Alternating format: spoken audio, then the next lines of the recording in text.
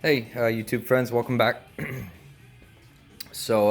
As promised, finally getting around to doing my post break-in service review, and that's supposed to be about 1,000 miles, but I took it in and got this service at probably about 1,100 miles, and then on Friday I did a ride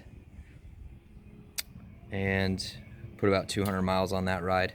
So I'm at just over 1,300 on this thing. Yeah, that was yesterday's ride. So I just wanted to give some insight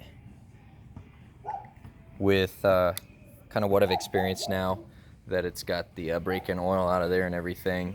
And I finally did a real ride instead of just kind of, not that I was only doing in town before, it's just that the rides that I was doing were a shorter distance and they were not putting me on a freeway that was, where I'd be sustaining a higher RPM for a longer period of time.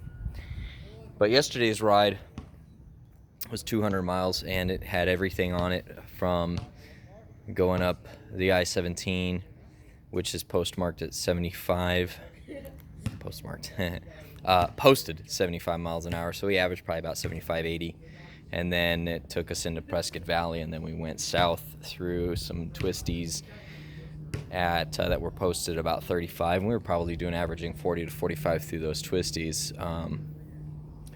And what I can say first off with respect to after break-in versus before break-in, because you have 500 miles, they tell you can ride it a little more openly, if you will, and then after your 1,000-mile service, you can ride it as you would normally ride it. I would say that there wasn't that much of a difference between the two, at least nothing that I really noticed. It's not like my Triumph Bonneville, where after the break-in service, it was like a whole new bike. It's about the same. I think the break-in being such a long period of time, number of miles, 1,000 miles, once you get over 500, you start to notice and less of a difference. Also, just because that's such a long time to get acquainted with the motorcycle. So now on to yesterday's ride. So I think this is the perfect motorcycle for me, and probably for a lot of folks. I think eventually I'll do a quick release windshield on it, so I can kind of knock down some of that buffering that happens going around semis and SUVs and stuff. But other than that, the fact that this bike has tons of power and weighs more than a Sportster, it was still less of a labored ride than it would have been on a Sporty or my Bonneville. The sweeping turns going up in elevation, down in elevation at 75 miles an hour were like, they were cake. It flowed through them just so easily, and if I need power, I just open the throttle a little bit. These Dean Speed mufflers kick ass. They're just barely audible cruising, so you're aware of your engine and all that stuff, but when you open it, they pound. They sound really good. Again, the floorboards, just being that I can move my feet wherever I want, are a luxury.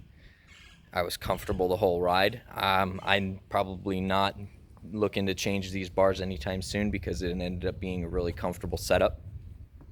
The seat, again, this is a Street Bob seat, so it was very comfortable. It worked out very well. And then going through the low speed twisties, like 35, 40, 45 miles an hour, she did great. Confidently leaned over, and the guy that was riding with me was commenting that he didn't really see that I was applying much brakes entering or approaching a turn, and it was because I would just use the engine to gradually get me to a comfortable speed to go through the turns, and then I could power out of them heavy.